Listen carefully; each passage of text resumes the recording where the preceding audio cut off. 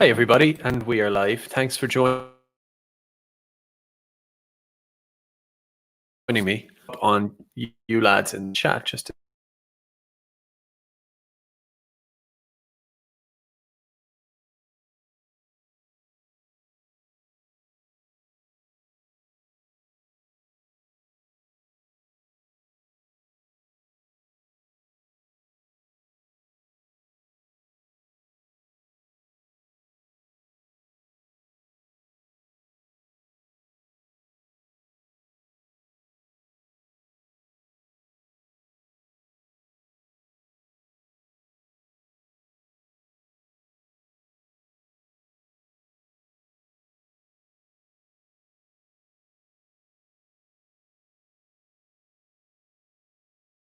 to see how you.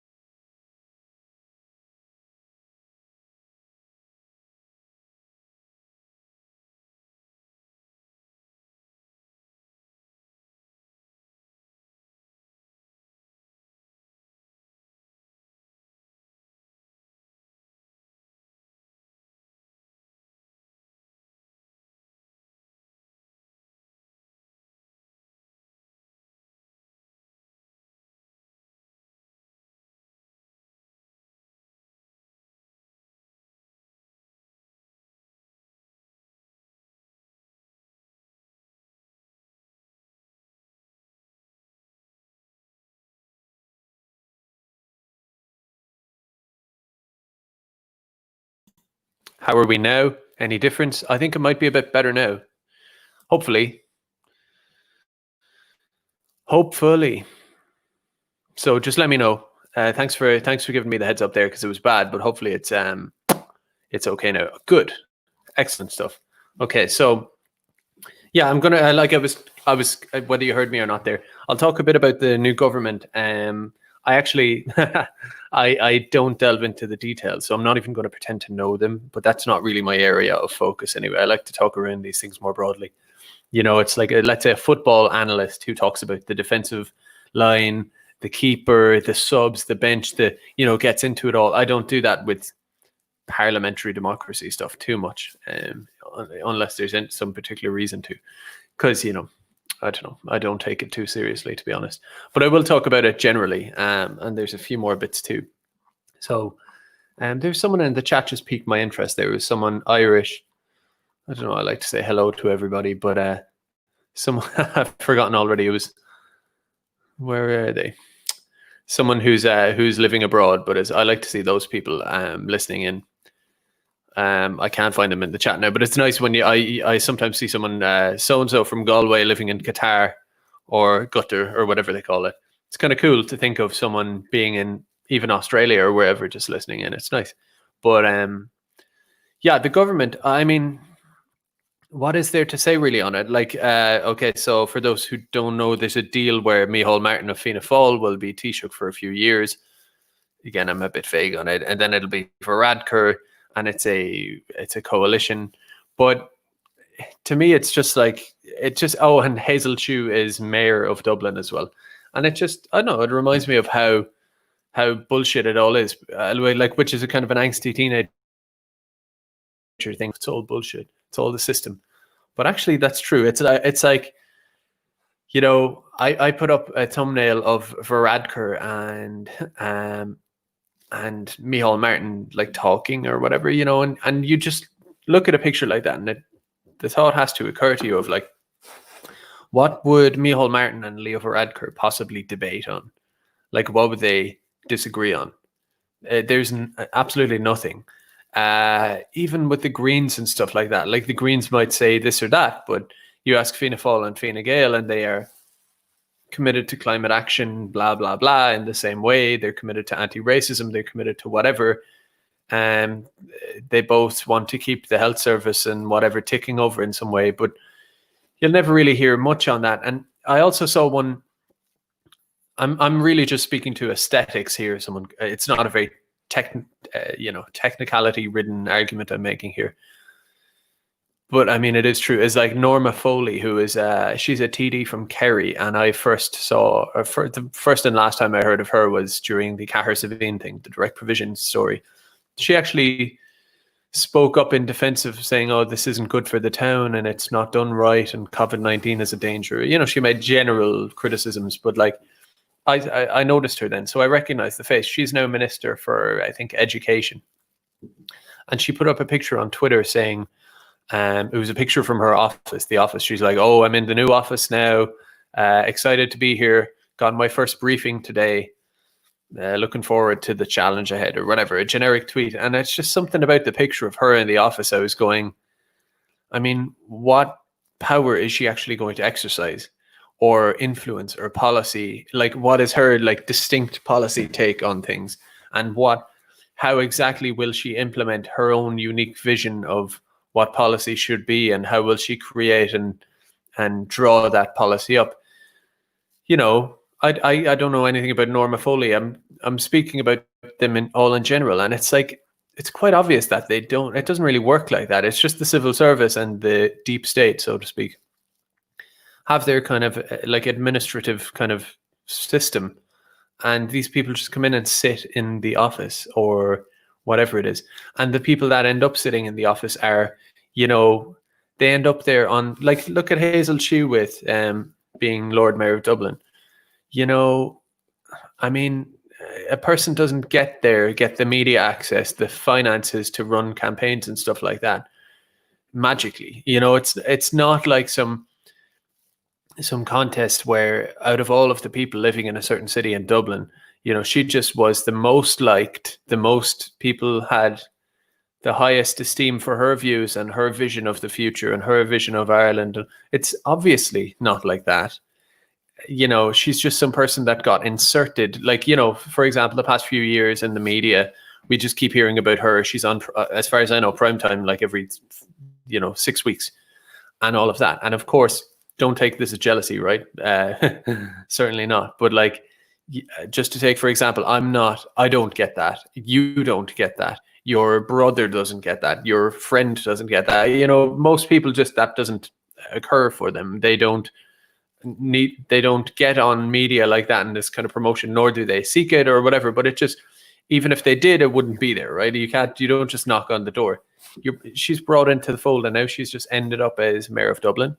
And it reminds me of one other thing as well. You had Paddy Houlihan, the Sinn Féin representative, who was kind of ousted there a few months ago during the last general elections because he had made comments about, like, he said something like Leo Varadkar being kind of a foreign background and maybe gay. I'm not sure what his comments are, but he just kind of loosely said on a podcast at some point that, he doesn't feel like that guy understands the essence of Ireland and what it needs, and he's not quite the archetype of a leader that you would imagine, or his ideal. And of course, Sinn Féin betrayed him and kicked him out and all of that. And you compare him to someone like Hazel Chew, I've no like massive common cause with Paddy Houlihan, but like, he's a working class Dublin lad, and he's pure Dublin. I'm not a dub. I'm around Dublin sometimes, but I never claimed to be a dub. To be honest, running in Dublin, if I were to run politically in Dublin for a certain constituency, and people do that all the time, people do run in constituencies that aren't their home turf. But if I were to do that, I'd feel like a foreigner. I'd feel weird. I'd feel like I don't even have the accent. I don't have that patter, that kind of Dublin way. It doesn't feel right. And so I wonder, like, whereas if you were to ask Hazel Chew, do you ever get that feeling? Because if I were to say to her, I'd get that feeling, and you maybe would get that feeling even a little bit more, obviously, right? Because the layer of separation is that one or two stages even further removed for you in terms of your background. Obviously that would be like an arrestable offense to ask her that question. But back to Houlihan. Again, I don't know the guy. He could be a scumbag for all I know. He could be a legend. He could be the best guy ever. I actually don't know the guy, obviously. But he was ousted or kicked out of the party or whatever by the Mary Lou McDonald, because all of the media little apparatchiks like the Ellen Coins and all of them were like, oh my God, he said this one time, oh my God, and the Sinn Féin capitulated.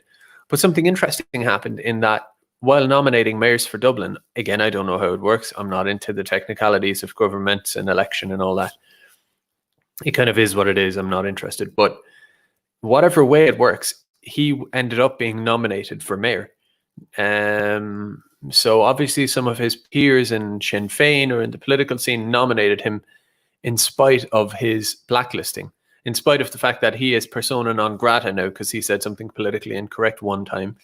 In spite of that, people pulled the lever for him, and he got nominated, which was like an awkward embarrassment for Sinn Féin. And you had Mary Lou, no, it wasn't Mary Lou, it was Pierce Doherty said, oh, that is very unfortunate. They didn't have the balls to come out and they kind of did this mealy mouth kind of thing of like, regrettable. It was words like that. Oh, it's regrettable that happened. That's regrettable.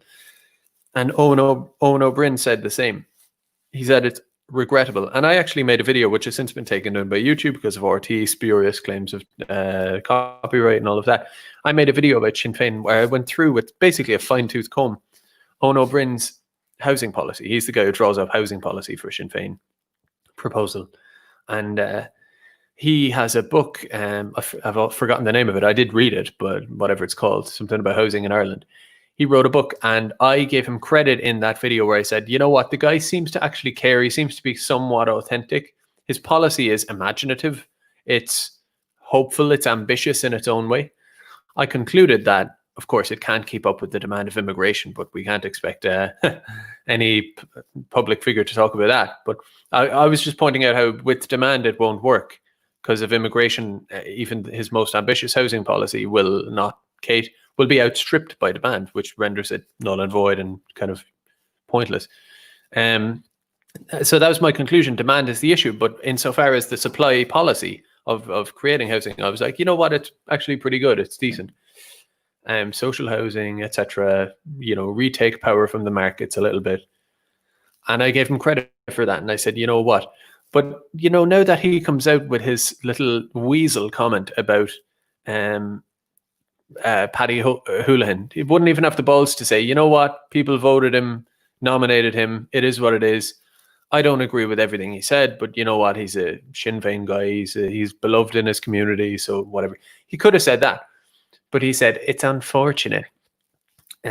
So you know what, I'm taking back my previous comments. Fuck Owen O'Brien. And fuck Pierce Doherty and the rest of them as well. They're all traitors and a complete absence of loyalty. These people all run around like weasels and rats underneath this media. Whoever this kind of man behind the curtain is of like who decides who's in, who's out, who's dragged, who's not, who's cancelled, who's not. It's like if you don't have the balls within your own political party and among your own guys to say, you know what, I'm not backing down actually, and I'm not selling out the guy to my left and to my right who you're saying said something. No, I don't apologize and I don't disavow him. Suck on it. It's like if they don't have the balls to do that once, it's like, you know what, I wouldn't trust you in government anyway, because sometimes I do like to think, well, maybe Sinn Féin could have some integrity in their own way. And maybe they could stand up to the power elite in their own way, because there is a bit of a thing there. I dislike them less than I dislike Fianna Fáil, Fine Gael.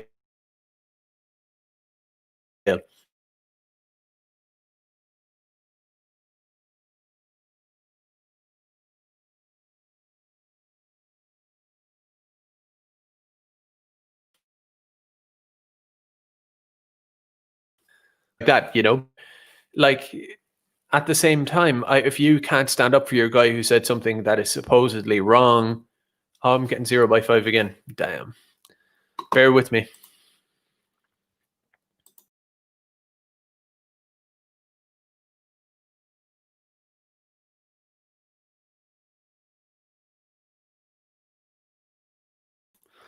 Are you with me? Have I got you? I hate that because I'm like on a roll and I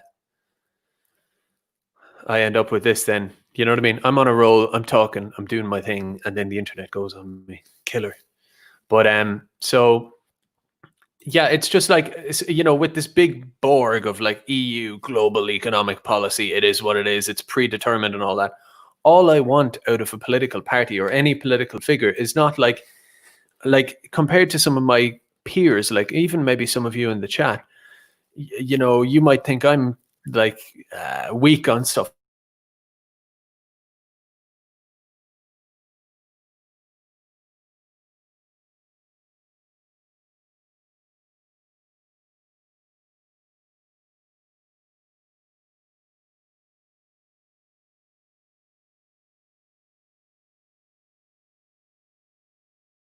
for something. But what I want to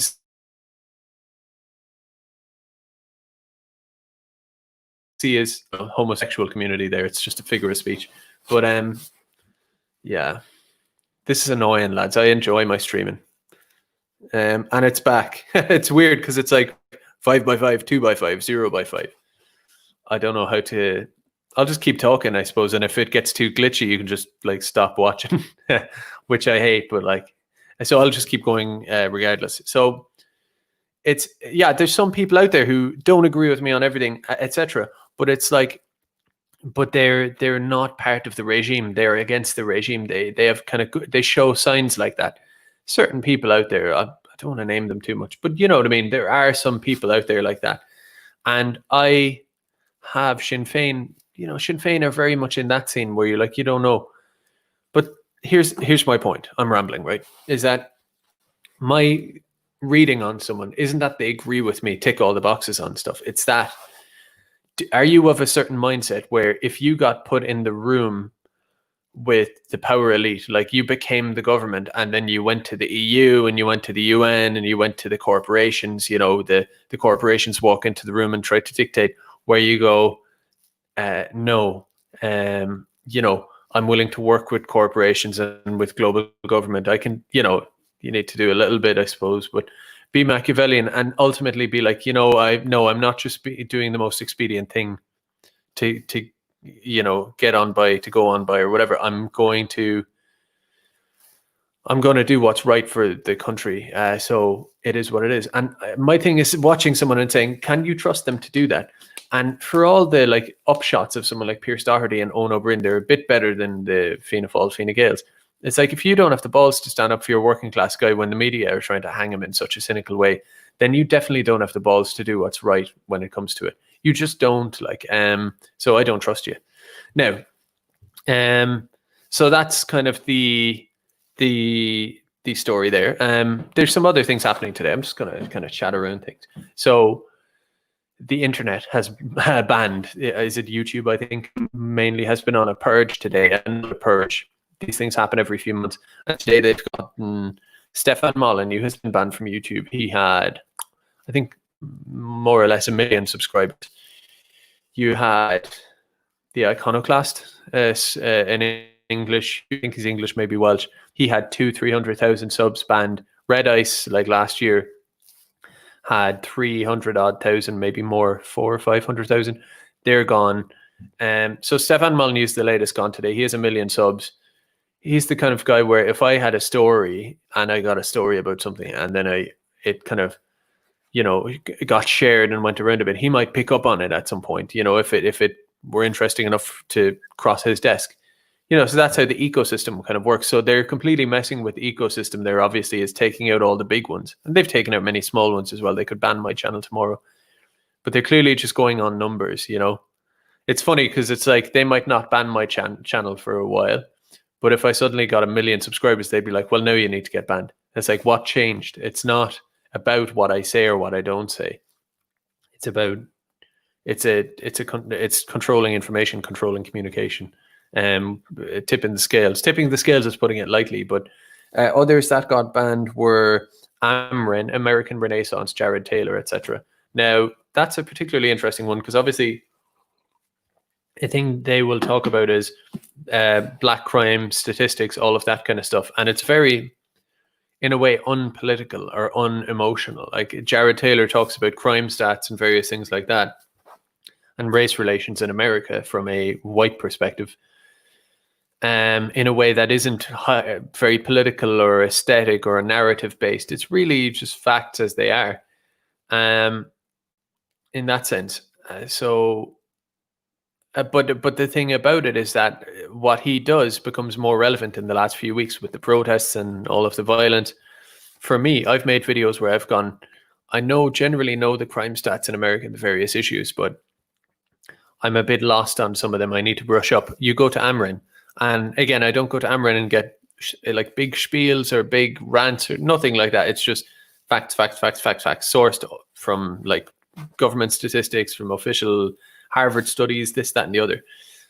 And they get rid of that. One of the last remaining things. And even I had to look up a stat the other day, which maybe brings me to another topic in a sec, but I had to look up a stat and I went looking for Amrin and I just Googled American Renaissance.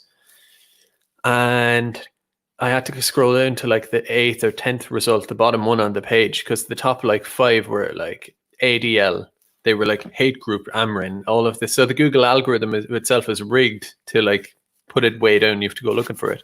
Next, it just you won't be able to find it. So it's like in all this kind of BLM stuff, the one place that gives a counter point in terms of facts is now being taken away as well. And now you can't go on their YouTube. The other one is Amren Radix, which our own Keith Woods appears on fairly regularly. So that's another one. I'm not aware of any more, but those are big ones, especially Molyneux, 1 million subscribers. He's been on YouTube for 14 years. There's a strange part of me where like almost all of the big channels are gone now. I'm not going to name some of the ones that aren't, just someone in the chat just has, Angelo. But I'm not going to name it on here just for fear. I don't want to give people ideas or kind of, there might be a butterfly effect there. But there is like literally one, maybe two, I think it is one remaining channel with several 100,000 subscribers on YouTube that, I don't want to tempt fate, but like, would we be surprised if next week that was gone too? It feels kind of somewhat inevitable.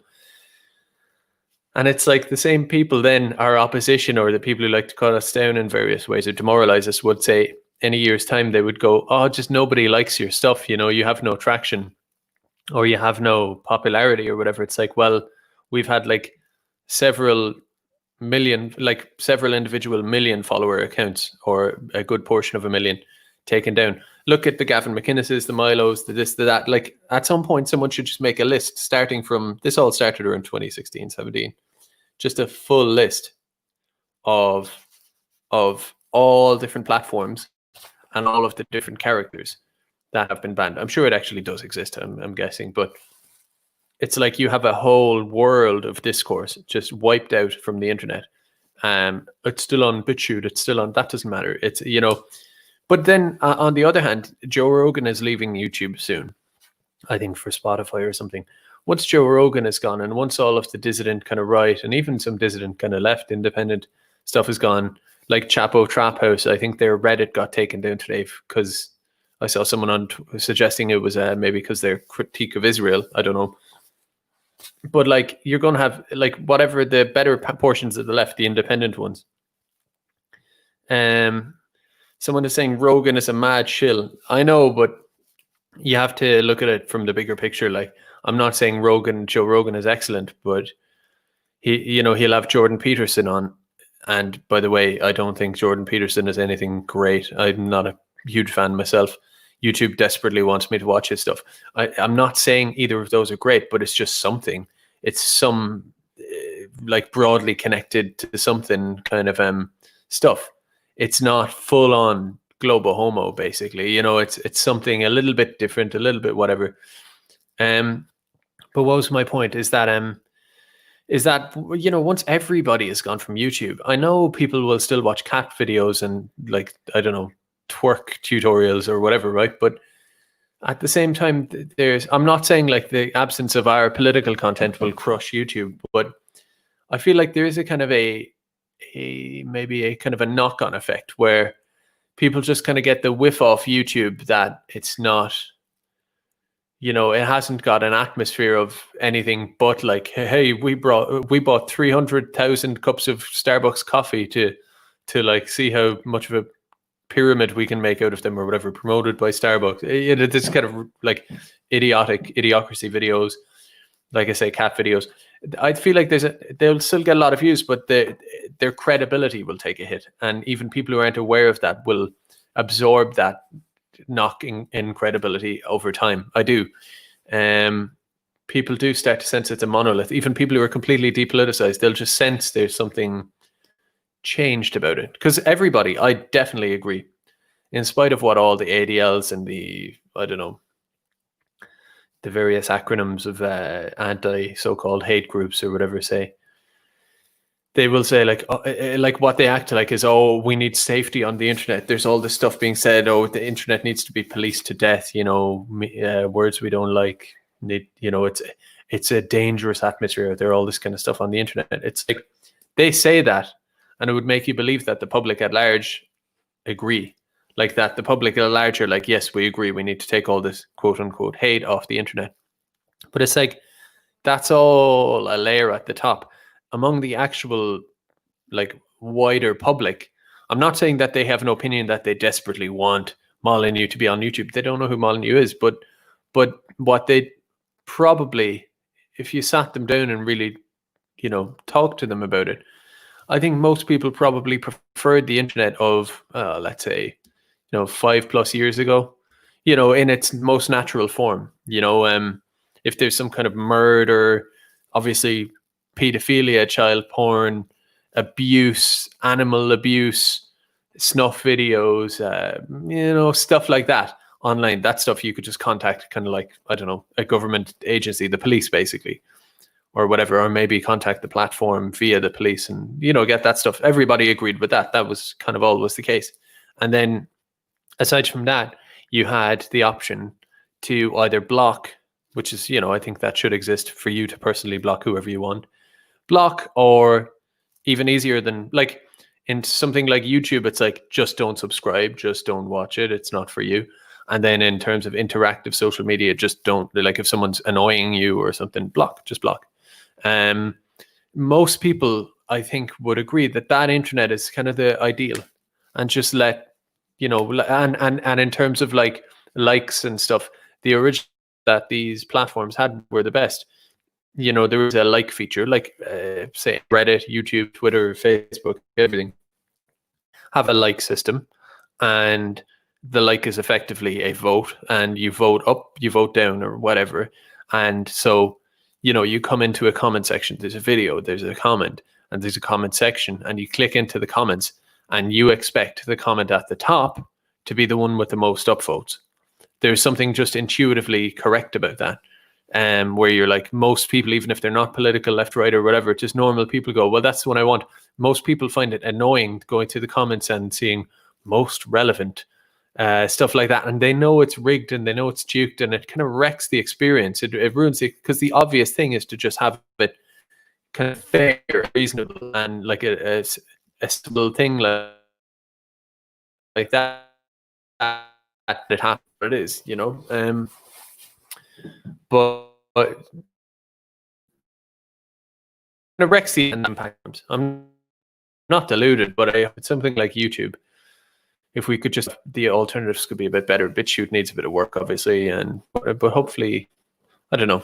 I think good either. It's definitely not good. Someone says, Gerald, what will you do if you were banned off YouTube? I'll go somewhere else. Like if I were wise, if I had time preference, if I had like low time preference, I would. Someone says my sound is going bad. I'm just going to plow on there, lads, and hope we come back. If I'm banned off YouTube, I'll just go. I'll go to BitChute. I'll upload short videos to Twitter. Like I'll never go away. So you'll be able to find me in some way. So yeah, that's where I kind of stand. It's like, and that's what's important now is kind of getting to know each other and getting familiar with her, so that we kind of exist and we will find each other. So it's I'm seeing the Don there in the chat. Let's say if the Don got banned off YouTube, it wouldn't be too long before I go, where's the Don? And I got to go find the videos. And if it's on a platform I'm not on, subscribe to it, whatever. This is kind of like a point past a point of no return where like you don't just get forgotten about. And I like to think anyway that if I got banned off here, a lot of you might, I'd go on BitChute or go on DLive or something, and I would just drop the link on Twitter. You'd find it in the same place. You open it up, it's a video the same as here, is what it is. Yeah. So what else has been going on? So another YouTube purge. I just have random notes. Oh, Helen McEntee as well. She's the new Minister for Justice. A couple of years ago, I went to a thing in Cork. It was in the county hall. It was this like EU road show in Ireland. They were doing like this EU thing.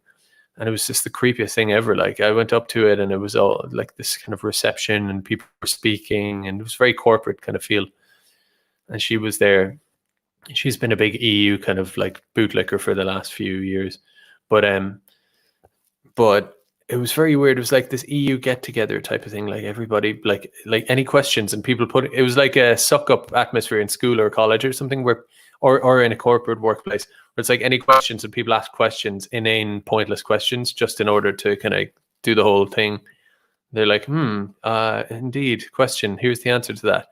But it's it's just weird. It's like a cult when you're going, God, most people don't go to this stuff, but yet you guys are just, you have these meetings all the time, and you kind of run the country based on these things, really, and yet it's all very kind of cloistered and weird. But so I'm just at random picking notes I've written down here. Another one I just wanted to mention here. Let's see.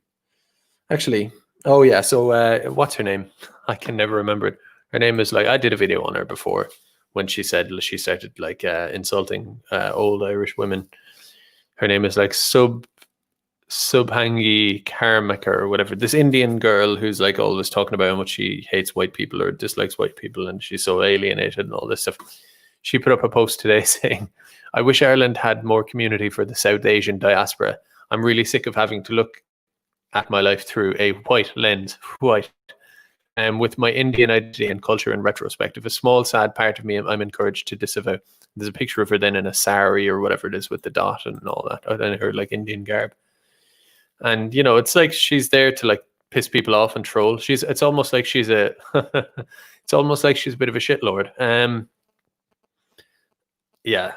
Chat, take it easy. But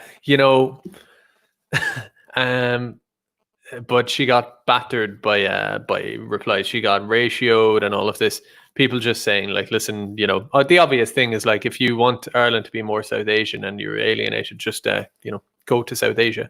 It's there for you. Another interesting comment. It's been said before, but it's a good point. This whole thing of minority. It's like Ireland has 5 million people. I think it was Parse the Noise posted this on Twitter. It's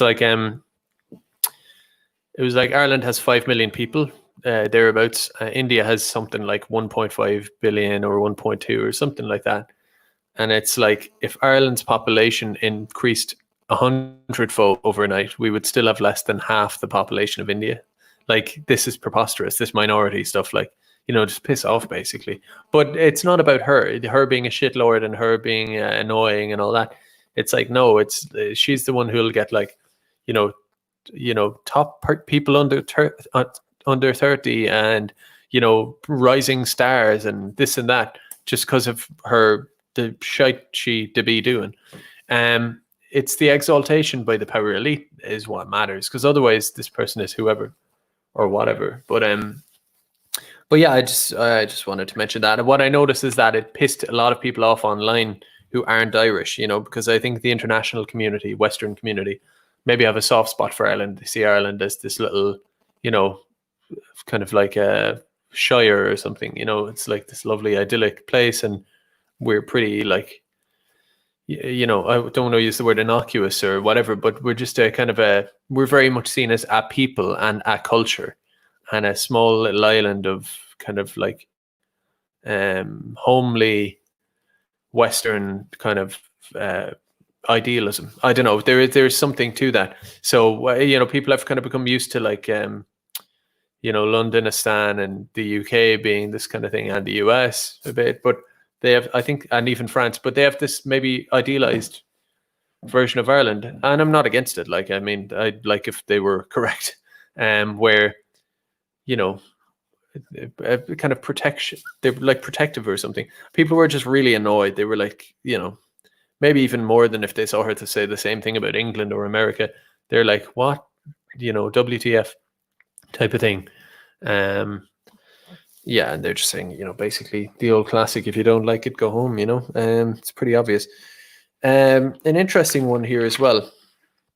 I feel like going through stories here, I'm like a radio presenter or something, because no video, and I'm like, what else happened today in other news? We had the News Talk. Okay. News Talk. This is bizarre. Well, it's not bizarre. It makes complete sense, but it should be bizarre. News Talk to suspend advertising on Facebook platforms. Right. This is quite something. Communicore Media, which operates News Talk, Today FM, OTB Sports, 98 FM, and Spin. So this big media conglomerate. I think it's Dennis O'Brien. He either was or still is involved in it. Let's just assume he is. If I'm wrong, I'm wrong. But it's commonly known as Dennis O'Brien's thingamajig. Well, they're to suspend all paid advertising for its brands on Facebook platforms for the month of July, in support of the Stop Hate for Profit campaign. So I'm just reading from the article about it here.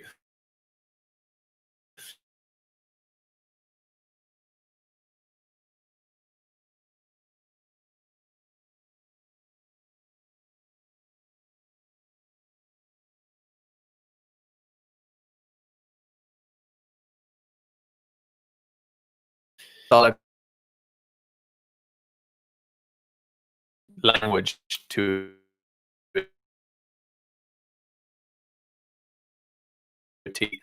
and to send a message to Facebook and to do better and be better. Oh my God. Like this is the language, while they're I don't know, while they're screwing in the torture device, they'll be like, be better to you. It's so killer, this stuff. Do better and be better. There is no room online or anywhere else for negative, damaging content or hate speech. Communicore Media will donate its social media advertising budget. Here's the kicker. The advertising budget for July to Irish Network Against Racism, INAR. Organized by the ADL, the original Stop Hate for Profit campaign, organized by the ADL, the NAACP, and other organizations who they're advocating, blah, blah, blah. So Facebook, because Facebook boomers are online, telling each other what's up and sharing stuff, they're getting touchy about it. They don't like it. So they want Facebook to crack down on people having conversations. It's just funny because it's like any of these, I hate using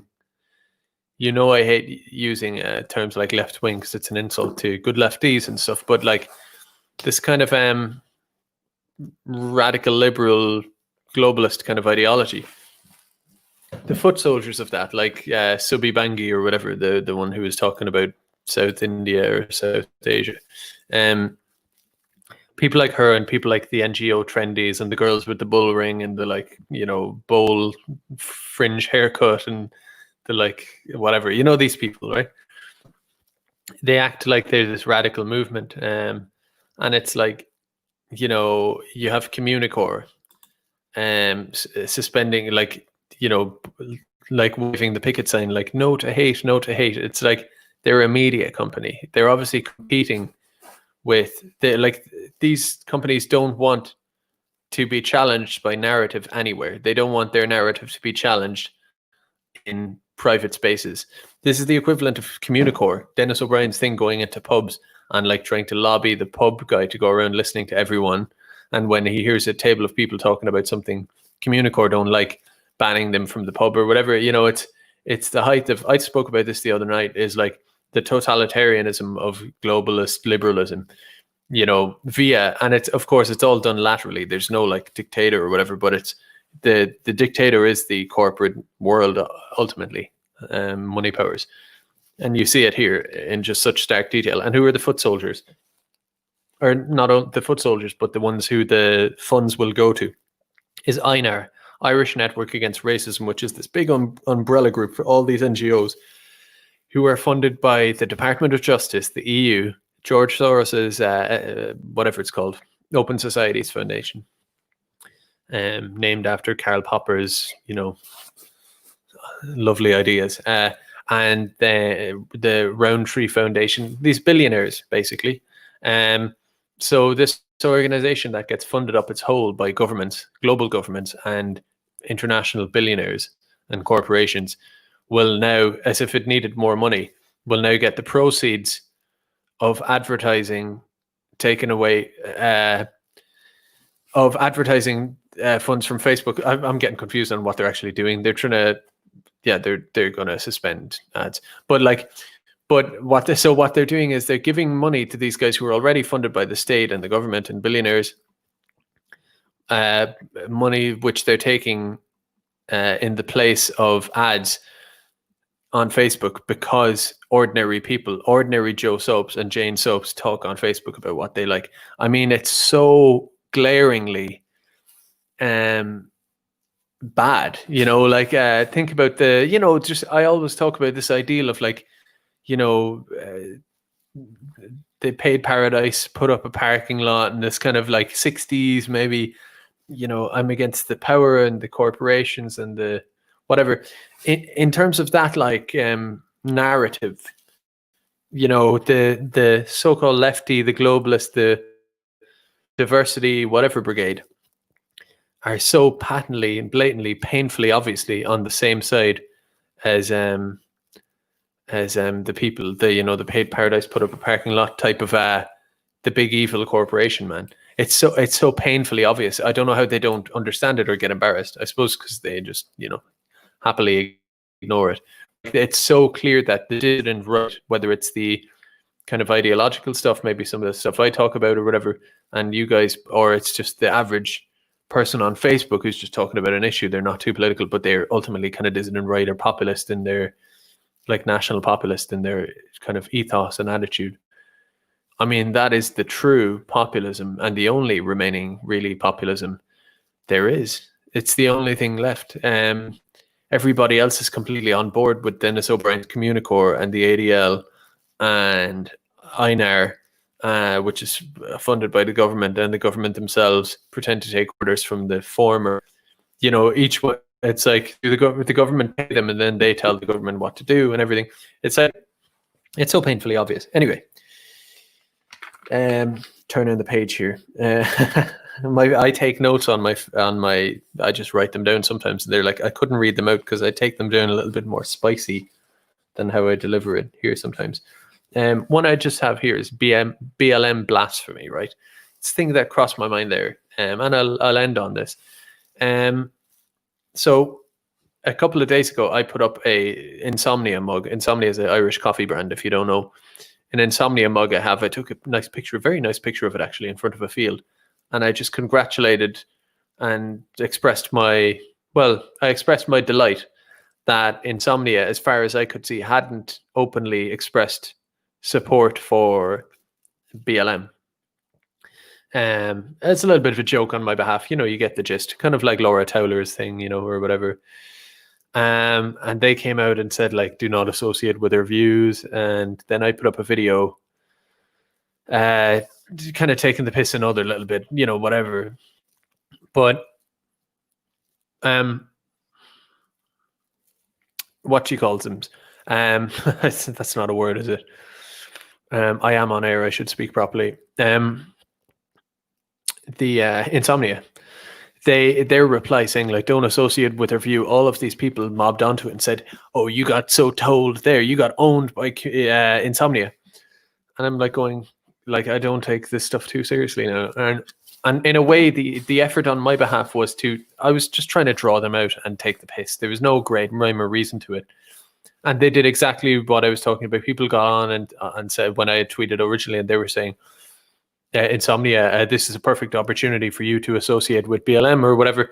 And this would really be good to make you look like a modern brand and all of this stuff. And then Insomnia come out with the usual and they'll probably give money or be like, we support this and that.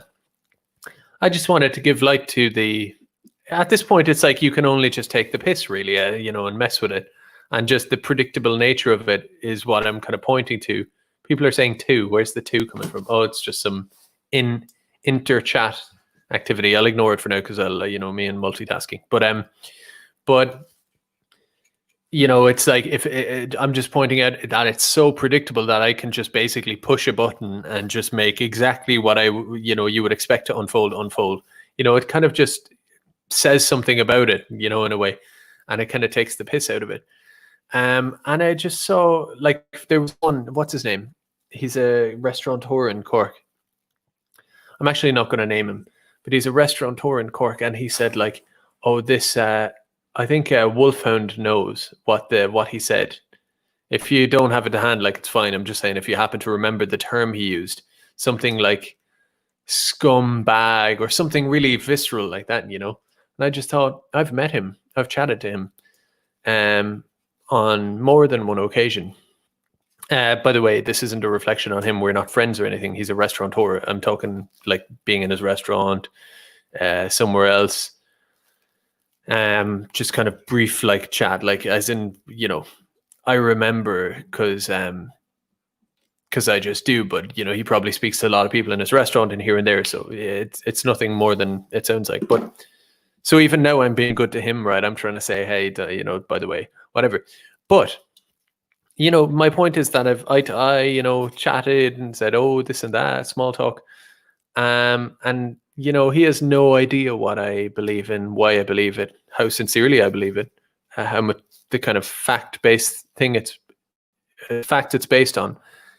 He's just into the trend and all that, and he thinks I just really felt like, say that to my face, as in, like, and I maybe someday, and this isn't any kind of, like, people can misinterpret this as being a threatening or whatever. I just mean, like, getting a cup of tea in his shop, just say, hey, I'm the guy you said that to on, and I've done this with people before and they're never quite as brave.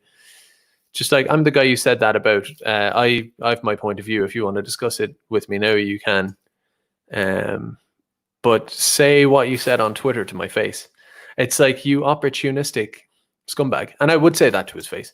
But like some of these people, anyway, I'm just pointing out how some of these people got in on it. And one of the other things I noticed was, like, there were one or two of these kind of, like, pearl clutchers. There's one really stuck out to me. They said to Insomnia, thank you, because Insomnia, like, rebuked me or whatever, right? They said, Insomnia, thank you on behalf of humanity. And it's just so sickly. Anyway, it got me thinking, and all I said was, like, I'm delighted that Insomnia haven't supported BLM. I didn't say FBLM. I didn't say anything like that. I just said, good that they haven't supported them. As in, I said, I basically dissented on the whole thing of saying BLM is amazing, great. That's all I did. The most mild, basically, implication that I'm not a fan. And people are like, you are scum, how dare you? They're shocked, like, and it's weird. And it got me thinking about what's his name? Jaden McNeil. He's one of these American groypers. And he tweeted out a joke about George Floyd, a kind of a crass joke about George Floyd, whatever. And it's funny. It's a funny joke, like, but it's crass, and whatever, it's edgy. But it didn't mention his race. It didn't make a slur, none of that kind of stuff. It didn't even imply anything about his race. It just made a joke about him. And the joke had kind of layers, whatever. But it was basically, it wasn't like treating him like a saint. It was taking the piss out of the whole thing and Floyd himself. And the joke itself, really, the joke is within the joke. It's to say, like, the underlying narrative of that joke is to say, I don't worship this random man 4,000 miles away who everyone is telling me I'm meant to worship. I'm making a joke about it, right? And people are, like, trying to ban that guy from his college, threatening him, all this kind of stuff. If you look up Jaden McNeil, Nick Fuentes kind of talks about it if you're curious. But between my thing with Insomnia and BLM and watching Jaden McNeil, it's this kind of mild, like, poking fun at or saying you don't like BLM. attracting this like desperate, like, you know, hysterical reaction from certain people. It just got me thinking about, like, you know, what about back in the day when shit libs like mock the weak, if you remember that? These kind of like very smug kind of people being like, kind of like almost like post grad type people, or, you know, Ed Byrne, or these people. But yeah, these kind of comedians on something like Mock the Week, they used to compete for like how ironic and how cynical and how edgy they could be. They'd take the piss out of, like, they would be like, oh, priests having sex with children, or raping children, or taking the piss out of like God or conservative values, or say what you want, like, I don't know, name it, you know.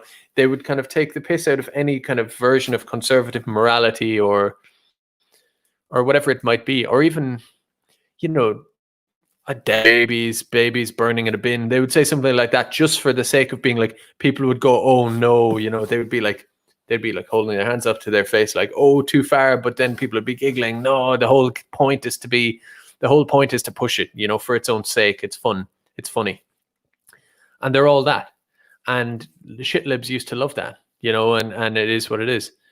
And I kind of go like, so if someone says, you know, BLM is silly, BLM is stupid, or like the joke about George Floyd, which was Jaden McNeil's joke was, congratulations to George Floyd on being 1 month drug free, right? That's what he said. But it's like, where did your little kind of funniness go, lads? It's all gone away now. You'll sound like someone from, you know, 60 years ago. If a person made a joke about Jesus, you sound totally like that. You're losing your shit, you're freaking out, and you're foaming at the mouth. So where did it go? Where did the sense of whatever go? I'm trying to think of the word for it. Is it irony, or there's a word, remind me in the chat, lads. Subversive humor and edgy humor. It's like, that was all just a bit of a trick, really, wasn't it? Because when it turns into an issue which objectively isn't, like that joke about George Floyd, objectively isn't a big deal. It's saying, listen, the guy was on fentanyl and meth when he was arrested. He was a like career criminal. He had like home invaded a pregnant woman and put a gun to her. Like we say, he was on, or like I say, he was on fentanyl and meth when he got arrested, and he was like committing a crime at the time as well. He was trying to pass off a fake check, and he got arrested, and he got some, the circumstances of his death, they say basically he got a heart attack. But either way, it's just like, this thing happened and everybody's treating it like a religion, and I'm just going to take the piss out of it. It's like, no. Suddenly now, where's Dara O'Brien? Where is he? You know? Now it's like, how dare you say that? Oh my God, you are despicable. You are disgusting. Thank you, Insomnia. Thank you on behalf of humanity. It's like I think it's a thing we almost need to focus on more, is like taking the piss out of that, because we forget it. Like, it's like, oh my God, you people are insane. Like, and really the best medicine for it is mockery and ridicule, and just taking the piss out of it, and treat them with that kind of mock the week thing, because it's like, they're objectively worse. Like, I never have seen a conservative religious person or whatever moralize and get so hysterical or fanatical about like what is just a kind of a subjective form of morality, because that's all George Floyd is. Like, it's literally some religion that was invented a month ago by the news that you don't understand in the slightest, and now you're freaking out about it and going around trying to like freak out and appealing to brands to protect its honor and all of this. It's just pretty dumb. And I just wanted to make that kind of almost like that edgy humor thing that used to be pushed. It was edgy humor from a progressive point of view. They were all about it, and now it's like they're like begging Insomnia. Oh my God, George. So yeah. I don't think I have anything else for tonight. It's kind of a random bunch of stuff, really. Yeah, that kind of covered it. So it is just midnight, so that's probably a good time to stop. Yeah, just maybe a quick, where's my mouse gone? I can't find there it is. Yeah, just checking out that chat.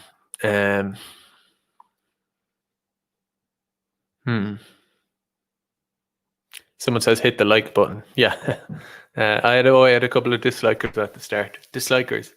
I don't know if they're bots or not, I'm not sure. But yeah. Oh, give me a subscribe as well, because there's the chances are whoever's listening to me right now, there's at least one of you anyway for sure hasn't subscribed. And it is just there. You could do the bell thing as well. I think that actually does make a difference. If you subscribe, I think you hit the bell and then it gives you a third option, which is ridiculous, to get notifications. It should just be like if you subscribe, if you sub, you get notifications. Anyway, yeah, it's just right there. Where is it? Somewhere. I can't see it because I'm on my own channel. Yeah, subscribe. That'd be great. I'd appreciate it. So yeah, mind yourselves. Have a good day tomorrow. I will be back tomorrow evening. So thanks for watching, lads. Iho.